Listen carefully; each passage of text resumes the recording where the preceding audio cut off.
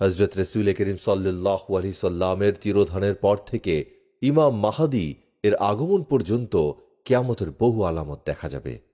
এ সম্পর্কে হযরত আলী রাদিয়াল্লাহু তাআলা আনহু বর্ণনা করেন, প্রিয় নবী হযরত মুহাম্মদ মুস্তাফা সাল্লাল্লাহু আলাইহি সাল্লাম ইরশাদ করেছেন, যখন শাসনকর্তাগণ জমিনের খাজনা বাবদ আদায়কৃত টাকা পয়সাকে ব্যক্তিগত সম্পদ রূপে গণ্য করে, অর্থাৎ শরীয়ত নির্ধারিত পথে ব্যয় না করে, যখন জাকাতকে জরিমানার ন্যায় আদায় করা হয়, মানুষ যখন আমানতের সম্পদকে জিহাদ লব্ধ অর্থ তথা মাল গনিমতের ন্যায় হালাল মনে করে, যখন স্বামী স্ত্রীদের প্রতি অন্যায়ভাবে আনুগত্য প্রকাশ করতে থাকে, সন্তানগণ তাদের পিতামাতার অবাধ্য হয় এবং মন্দ লোকের সাথে বন্ধুত্ব করে, যখন দ্বীনি ইলম দুনিয়া লাভের আশায় শিক্ষা করা হয়, যখন প্রত্যেক সমাজ ও গোত্রে এমন সব লোক নেতৃত্ব গ্রহণ করে যারা সবচেয়ে বেশি চরিত্রহীন, লোভী এবং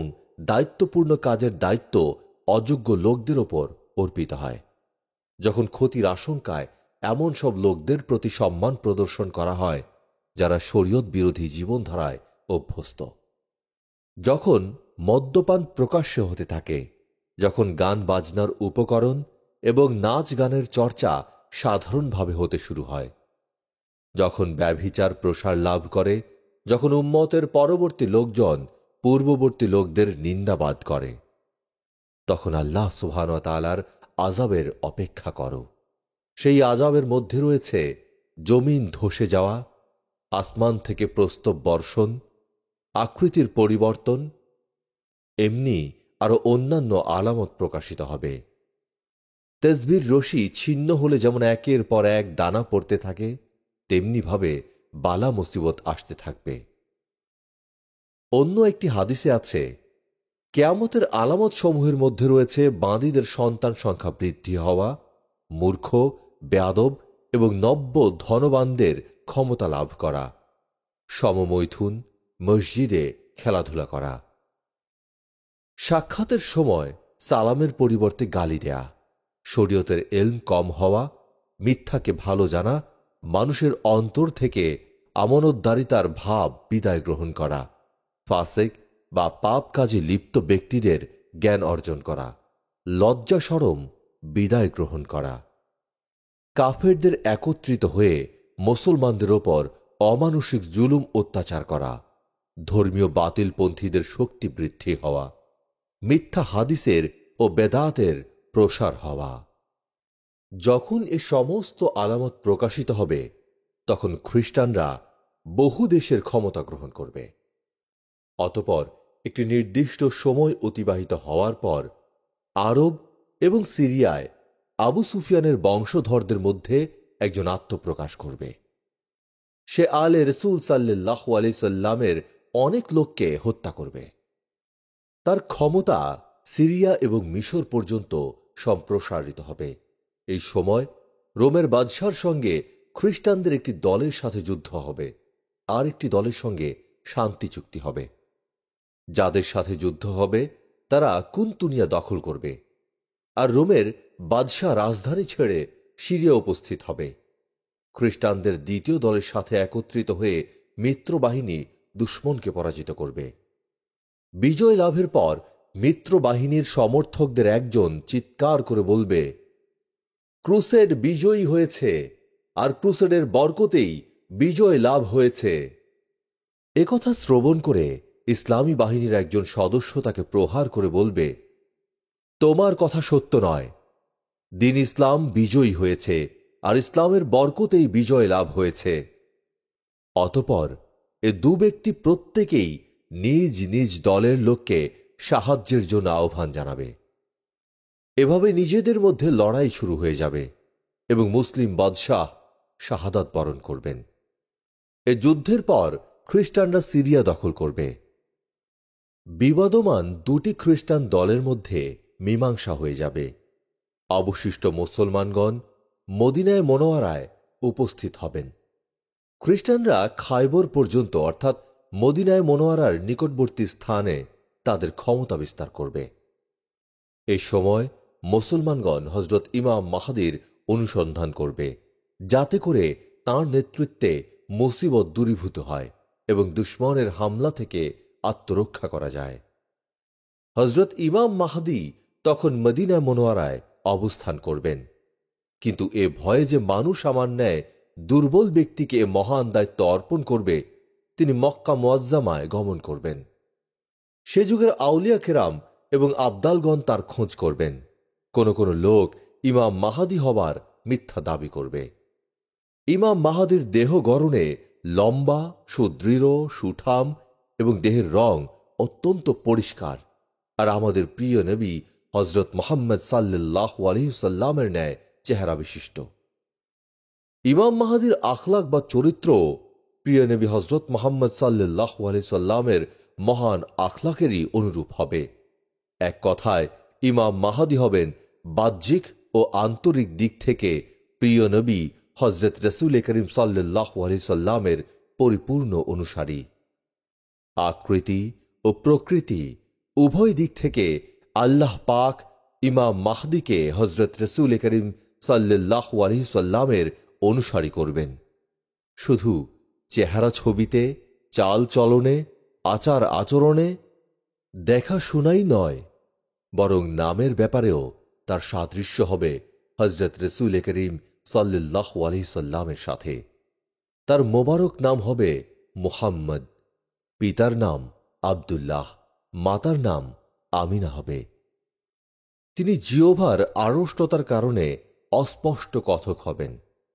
কথা সুস্পষ্টভাবে বোঝা যাবে না, সেজন্য কোনো কোনো সময় স্বীয় হস্ত দ্বারা উরুর উপর আঘাত করবেন। তিনি আল্লাহ প্রদত্ত জ্ঞানের অধিকারী হবেন। বায়াতের সময় তার বয়স হবে 40 বছর। তার খেলাফতের দায়িত্ব গ্রহণের কথা প্রচারিত হওয়ার পর মদিনা শরীফে অবস্থানরত ইসলামী বাহিনীর অবশিষ্ট লোকগণ মক্কায় চলে আসবেন। সিরিয়া, ইরাক এবং ইয়েমেনের আউলিয়ায়ে কেরাম এবং আবদালগণ তার সঙ্গী হবেন। আরব দেশের অগণিত লোক তার সৈন্যবাহিনীতে যোগদান করবে। যে অর্থ ভাণ্ডার কাবা প্রাঙ্গণে গুপ্ত রয়েছে, যাকে তাজুল কাবা বলা হয়, সে অর্থ মুসলমানদের মধ্যে তিনি বিতরণ করবেন। যখন এ খবর মুসলিম জাহানে প্রচারিত হবে, তখন খোরাসান থেকে এক ব্যক্তি বিরাট সৈন্যবাহিনী নিয়ে তার সাহায্যের জন্য রওনা হবেন, যে বাহিনী পথ অতিক্রম করার সময় শত্রুপক্ষের অনেক খ্রিস্টান ও বেদিন লোককে ধ্বংস করবে। এ বাহিনীর অগ্রভাগের দায়িত্বে থাকবে মনসুর নামক এক ব্যক্তির হাতে। এদিকে আরবদের সৈন্য সমাবেশের সংবাদ পেয়ে খ্রিস্টানরাও চতুর্দিক থেকে সৈন্য এবং শক্তি একত্রিত করার চেষ্টা করবে। নিজেদের সকল শক্তির সঙ্গে সঙ্গে রোম থেকে আগত বিরাট বাহিনী নিয়ে ইমাম মাহাদির মোকাবেলায় সিরিয়ায় একত্রিত হবে। হজরত ইমাম মাহাদি মক্কা শরীফ থেকে মদিনা শরীফে গমন করবেন এবং প্রিয় নবী হুজরে পাক সাল্লাল্লাহু আলাইহি সাল্লামের কবর জিয়ারত লাভ করে সিরিয়া অভিমুখে যাত্রা করবেন। সিরিয়ার নিকটবর্তী এলাকার খ্রিস্টান বাহিনীর সঙ্গে যুদ্ধ হবে। এ সময় হজরত ইমাম মাহাদির সৈন্য 3 ভাগে বিভক্ত হবে। এক ভাগ দুশমনের ভয়ে পলায়ন করবে। আল্লাহ পাক তাদের তওবা কোনো অবস্থাতেই কবুল করবেন না। অবশিষ্ট সৈন্যদের মধ্যে একদল শাহাদাত বরণ করে বদর ও ওহুদের শহীদ দানের মর্যাদা লাভ করবেন। আর এক দল আল্লাহ পাকের রহমতে বিজয়ী হওয়ার তৌফিক লাভ করবেন এবং সর্বকালের জন্য গোমরাহির শোচনীয় পরিণাম থেকে আত্মরক্ষা করতে সক্ষম হবে। হজরত ইমাম মাহাদি খ্রিস্টান দুশমনদের মোকাবেলায় দ্বিতীয় দিনেও রণাঙ্গনে উপস্থিত হবেন। এদিন মুসলমানদের একটি বড় দল এ শপথ গ্রহণ করবে যে বিজয় অথবা মৃত্যু ব্যতীত কোনো অবস্থাতেই রণাঙ্গন থেকে প্রত্যাবর্তন করবেন না। এরা সকলেই শাহাদাত বরণ করবেন। হজরত ইমাম মাহাদি অবশিষ্ট সামান্য সংখ্যক লোক নিয়ে প্রত্যাবর্তন করবেন। তৃতীয় দিন পুনরায় একটা বড় দল শপথ গ্রহণ করে যুদ্ধক্ষেত্রে অবতরণ করে শাহাদাত বরণ করবেন। হজরত ইমাম মাহাদি অল্প সংখ্যক লোক সহ তাঁর আবাসস্থলে প্রত্যাবর্তন করবেন। চতুর্থ দিন ইমাম মাহদী তার প্রহরীগণকে নিয়ে পুনরায় দুশমনদের মোকাবেলায় উপস্থিত হবেন। এ দলে লোকসংখ্যা খুবই কম হবে, আর এদিনই আল্লাহ সুবহানাহু ওয়া তাআলা তাদেরকে অপূর্ব বিজয় দান করবেন। খ্রিস্টানরা ওই দিন এত ব্যাপকভাবে নিহত হবে যে তাদের মন থেকে রাজত্বের আকাঙ্ক্ষা চিরতরে মুছে যাবে এবং ধন সম্পদ হারিয়ে নিঃস্ব ও চরম অপমানিত অবস্থায় পলায়ন করবে। মুসলমানগণ তাদের পশ্চাদমন করে অনেককেই দোজখে পৌঁছে দেবে। অতঃপর ইমাম মাহদী অনেক দান ও পুরস্কার ওই বিজয়ী বীর মুজাহিদিনদের মধ্যে বিতরণ করবেন। কিন্তু ওই ধন সম্পদ পেয়েও মুজাহিদগণ তেমন সন্তুষ্ট হতে পারবেন না, কেননা ওই যুদ্ধের পরিণতিতে অনেক বংশ ও গোত্রের এমন অবস্থা হয়ে যাবে যে তাদের মধ্যে শতকরা মাত্র একজন জীবিত থাকবে, আর অবশিষ্ট সকলেই শহীদ হয়ে যাবে। অতঃপর ইমাম মাহদী ইসলামী রাষ্ট্রের আইন শৃঙ্খলা নিয়ন্ত্রণ ও সাধারণ জনগণের স্বার্থ সংরক্ষণ ও রাষ্ট্র পরিচালনার অপরিহার্য কার্যাবলী পরিচালনার দিকে মনোযোগী হবেন। চতুর্দিকে সৈন্যবাহিনী প্রেরণ করবেন এবং এ সমস্ত অত্যাবশ্যকীয় কার্যাবলী থেকে অবসর হয়ে কুস্তুনতুনিয়া বিজয়ের জন্য অভিযান করবেন। রোম সমুদ্রের তীরে পৌঁছে বনি ইসহাক গোত্রের ৭০,০০০ বীর যোদ্ধাকে জাহাজ যোগে পার হয়ে ইস্তাম্বুল বিজয়ের জন্য প্রেরণ করবেন। এ মুসলিম বাহিনী শহরের প্রাচীরের সন্নিকটে পৌঁছে যখন নারায়ে তাকবীর আল্লাহু আকবার এই ধ্বনিতে আকাশ বাতাস মুখরিত করে তুলবে, তখন আল্লাহর নামের বরকতে হঠাৎ শহরের প্রাচীর ধসে যাবে। মুসলিম বাহিনী বিজয়ের আনন্দ নিয়ে শহরের অভ্যন্তরে প্রবেশ করে অহংকারী ও বিদ্রোহীদেরকে হত্যা করে সুবিচার ও ন্যায়নীতির সঙ্গে রাষ্ট্র পরিচালনা শুরু করবেন। ইমাম মাহদীর আত্মপ্রকাশের পর তিনি রাষ্ট্র পরিচালনায় নিবেদিত থাকবেন। এরই মধ্যে গুজব ছড়িয়ে পড়বে যে দাজ্জাল বের হয়ে পড়েছে এবং সে মুসলমানদেরকে নির্বিচারে হত্যা করে চলেছে। এ খবর শোনা মাত্রই ইমাম মাহদী সিরিয়ায় প্রত্যাবর্তন করবেন এবং এ সংবাদের সত্যতা যাচাই করার জন্য ৫ জন বা ৯ জন অশ্বারোহী প্রেরণ করবেন। এদের সম্পর্কে প্রিয় নবী হযরত মুহাম্মদ সাল্লাল্লাহু আলাইহি সাল্লাম ভবিষ্যৎবাণী করে গেছেন যে আমি তাদের নাম, তাদের মাতা পিতার নাম, তাদের বংশীয় পরিচয়, এমনকি তাদের ঘোড়ার রং কিরূপ হবে তাও জানি। তারা সে যুগের সারা পৃথিবীর সমস্ত মানুষদের মধ্যে সর্বোত্তম মানুষ হবেন। তারা সৈন্যবাহিনীর অগ্রপশ্চাতে থেকে সৈন্য পরিচালনা করবেন এবং অবগত হবেন যে দাজ্জাল সম্পর্কে যে গুজব রটেছে তা ভিত্তিহীন। অতঃপর ইমাম মাহদী দ্রুতগতি পরিহার করে ধীর স্থিরভাবে সংবাদ সংগ্রহ করতে থাকবেন। এরই মধ্যে কিছুদিন অতিবাহিত হবার পর হঠাৎ দাজ্জাল হাজির হবে। দাজ্জাল ইহুদি সম্প্রদায়ের অন্তর্ভুক্ত হবে। জনগণের মধ্যে সে মসীহ নামে পরিচিত হবে। তার ডান চোখ খানিকটা ফুলে ওঠা ও দৃষ্টিশক্তিহীন থাকবে। মাথা থাকবে টাক পড়া। তার চুল হবে কোঁকড়ানো। বড় একটা গাধায় আরোহণ করবে এবং ইরাক ও সিরিয়ার মধ্যবর্তী কোনো এক স্থান থেকে সে বেরিয়ে আসবে। সেখানে সে নিজেকে নবী বলে দাবি করবে। অতঃপর সে সেখান থেকে ইস্পাহানের দিকে চলে আসবে। তার সাথে ৭০,০০০ ইহুদি থাকবে। এখানে পৌঁছে সে খোদাই দাবি করে চতুর্দিকে ধ্বংসাত্মক কার্যকলাপ শুরু করবে এবং পৃথিবীর অধিকাংশ স্থানে ঘুরে ঘুরে নিজেকে খোদা স্বীকার করবার জন্য মানুষকে বাধ্য করবে।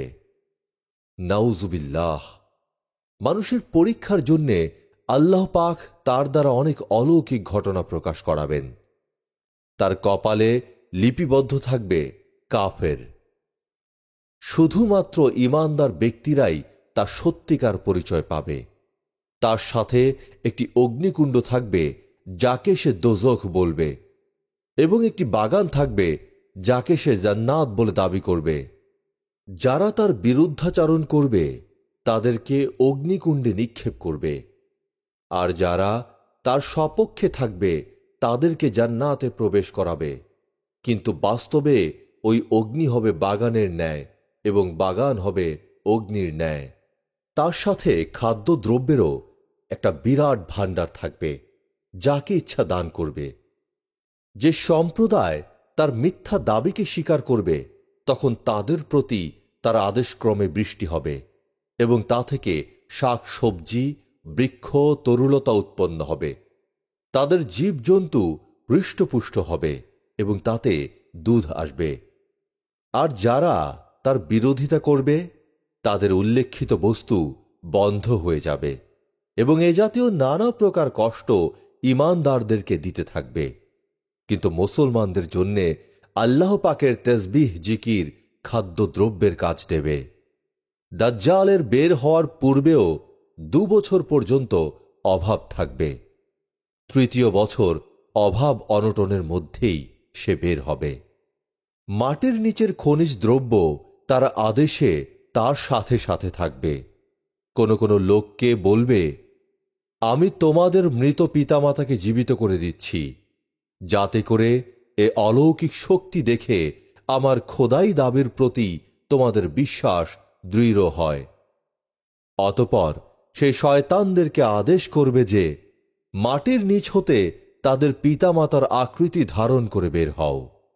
শয়তান তাই করবে। এমতো অবস্থায় সে অনেক দেশ অতিক্রম করবে, এমনকি সে ইয়ামেনের সীমান্ত পর্যন্ত চলে যাবে, এবং অনেক ধর্মদ্রোহী তার সাথে একত্রিত হবে। সেখান থেকে ফিরে মক্কার সন্নিকটে এসে অবস্থান করবে। কিন্তু পবিত্র মক্কা নগরী ফেরেশতাগণের প্রহরাধীন থাকার কারণে সেখানে প্রবেশ করতে সক্ষম হবে না। তাই সে মদিনা শরীফের দিকে অগ্রসর হবে। ওই সময় মদিনা শরীফের 7টি ফটক নির্মিত থাকবে। প্রত্যেক ফটকের জন্যে আল্লাহ সুবহানাহু ওয়া তাআলা ফেরেশতাদেরকে প্রহরায় নিযুক্ত করবেন, যাদের ভয়ে দাজ্জালের সৈন্যবাহিনী মদিনায় প্রবেশ করতে সক্ষম হবে না। উপরন্তু মদিনাতে 3 বার ভূমিকম্প হবে, যার দরুন মুনাফিক ও ভ্রান্ত মতাদর্শের লোকেরা ভয়ে মদিনা ছেড়ে চলে যাবে এবং দাজ্জালের প্রতারণার ফাঁদের শিকার হবে। ওই সময় মদিনাতে একজন বুজুর্গ থাকবেন, যিনি দাজ্জালের সাথে বিতর্কের জন্য আসবেন। তিনি দাজ্জালের সৈন্যদের নিকট পৌঁছে জিজ্ঞাসা করবেন যে দাজ্জাল কোথায়। তারা ওই বুজুর্গের কথাবার্তা দাজ্জালের মর্যাদাহানিকর মনে করে তাকে হত্যা করতে উদ্যত হবে। কিন্তু কেউ কেউ তাতে বাধা প্রদান করে বলবে যে, তোমাদের কি স্মরণ নাই যে আমাদের ও তোমাদের খোদা দাজ্জাল তার অনুমতি ব্যতীত কাউকে হত্যা করতে নিষেধ করেছেন?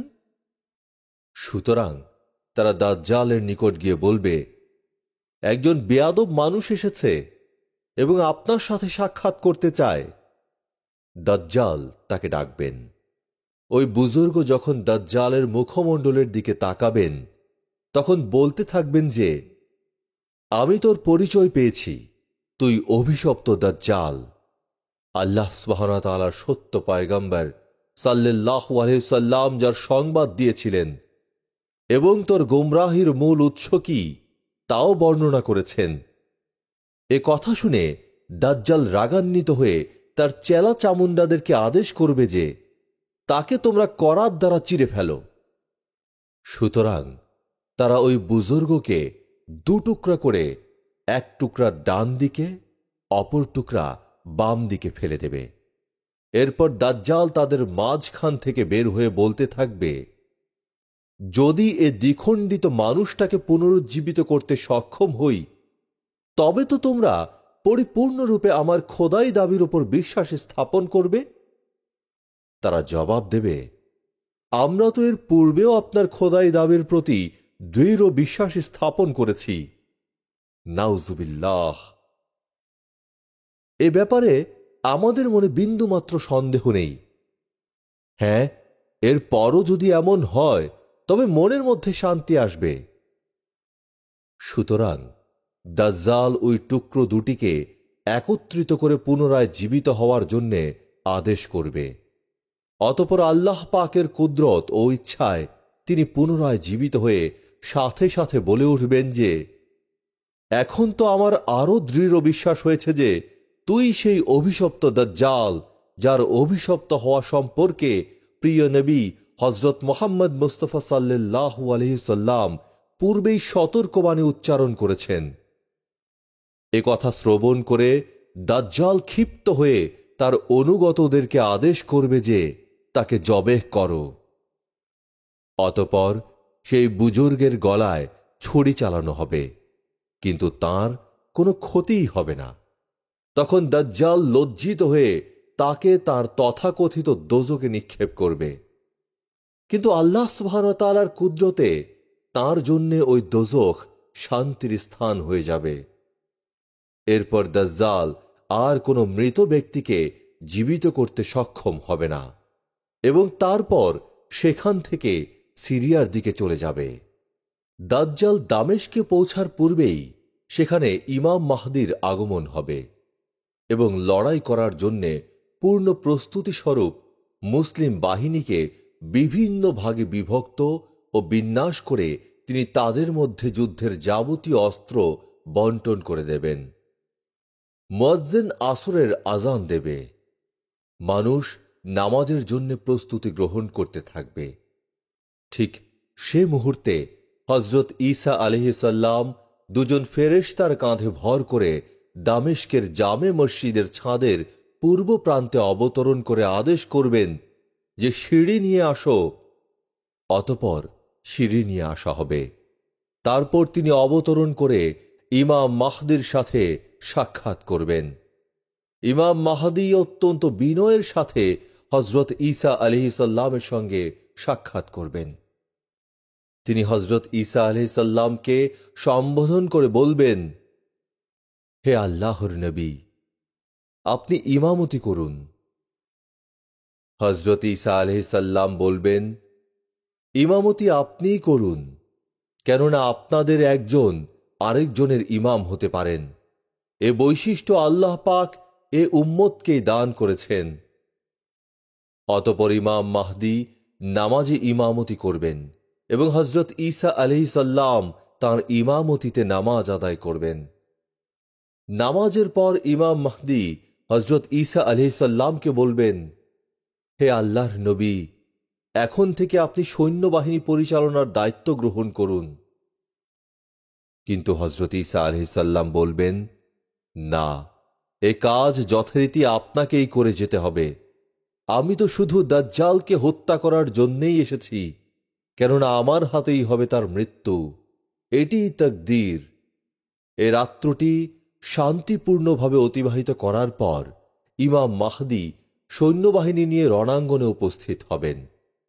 হজরত ঈসা আলাইহিস সালাম বলবেন, আমার জন্য ঘোড়া এবং বর্ষা আনুন, যাতে করে আমি এ অভিশপ্ত দাজ্জালের অন্যান্য অবিচার থেকে জমিনকে পবিত্র করতে পারি। অতঃপর ইসলামী বাহিনী দাজ্জালের সৈন্যদের ওপর এবং হজরত ঈসা আলাইহিস সালাম দাজ্জালের প্রতি আক্রমণ করবেন। ভীষণ যুদ্ধ শুরু হবে। এ সময় হজরত ঈসা আলাইহিস সালামের নিঃশ্বাসের বৈশিষ্ট্য হবে যে তার দৃষ্টিসীমা পর্যন্ত নিঃশ্বাস প্রতিক্রিয়া করবে। আর প্রতিক্রিয়া হলো এই যে দৃষ্টিসীমার ভেতর যত কাফের থাকবে সব ধ্বংস হয়ে যাবে। দাজ্জালের মৃত্যুর পর ইমাম মাহদি এবং ঈসা আলাইহিস সালাম সমস্ত শহর পরিদর্শন করবেন, যার অধিবাসীরা দাজ্জাল কর্তৃক ক্ষতিগ্রস্ত হয়েছিল। দাজ্জাল যাদের প্রতি অবিচার করেছে তাদেরকে আল্লাহ পাকের নিকট থেকে মহা পুরস্কারের সুসংবাদ প্রদান করবেন এবং বিভিন্ন প্রকারের সাহায্য ও সহানুভূতি দ্বারা তাদের ধন সম্পদের ক্ষতিপূরণ করে দেবেন। হজরত ঈসা আলাইহিসসালাম সমস্ত শূকর হত্যা করবেন, সমস্ত ক্রুশচিহ্ন বিনষ্ট করবেন এবং কাফেরদের থেকেও কোনরূপ জিজিয়া গ্রহণ করবেন না। আদেশ জারি করে কাফেরদেরকে ইসলামের প্রতি দাওয়াত দেবেন। আল্লাহর অশেষ মেহেরবানিতে কোনো কাফের মুসলিম সাম্রাজ্যে ক্ষমতাবান থাকবে না। সমস্ত পৃথিবী ইমাম মাহদী এর সুবিচার ও ন্যায়নীতির আলোকে আলোকিত হয়ে যাবে। জুলুম অত্যাচারের মূলোৎপাটন হবে। সমস্ত লোক আল্লাহ পাকের এবাদতে মশগুল হবে। তাঁর খেলাফতের সময়কাল হবে 7, 8, ঊর্ধ্বে 9 বছর। এখানে একথা বিশেষভাবে উল্লেখযোগ্য যে ইমাম মাহদী এর প্রথম 7 বছর ব্যয় হবে খ্রিস্টানদের সাথে মোকাবেলায়। 8ম বছর দাজ্জালের সঙ্গে যুদ্ধ বিগ্রহে ব্যস্ত থাকবেন, আর 9ম বছর হজরত ঈসা আলাইহিসসালামের সঙ্গে অতিবাহিত করবেন। আর এ হিসাবে হজরত মাহদী আলাইহিসসালামের বয়স হবে 49 বছর। এরপর তাঁর মৃত্যু হবে। হজরত ঈসা আলাইহিসসালাম তার নামাজের জানাজা আদায় করে তাকে দাফন করবেন। এরপর ছোট বড় সকল প্রকার কাজের দায়িত্ব অর্পিত হবে হজরত ঈসা আলাইহিসসালামের ওপর। সকল প্রাণী অত্যন্ত আরাম এবং শান্তির সাথে জীবন যাপন করবে। হজরত ঈসা আলাইহিসসালামের নিকট আল্লাহ পাকের তরফ থেকে ওহী আসবে এ মর্মে যে, আমি বান্দাদের মধ্য থেকে এমন এক দুর্ধর্ষ শক্তিশালী সম্প্রদায় সৃষ্টি করব যাদের মোকাবেলা করা কারো পক্ষেই সম্ভব হবে না। তাই আমার খাঁটি বান্দাদেরকে তুর পাহাড়ে নিয়ে আসো, যাতে করে তারা নিরাপদ স্থানে আশ্রয় নিতে সক্ষম হয়। হজরত ঈসা আলাইহিসসালাম তুর পাহাড়ের একটি নির্দিষ্ট স্থানে অবতরণ করে যুদ্ধের প্রস্তুতি নেবেন।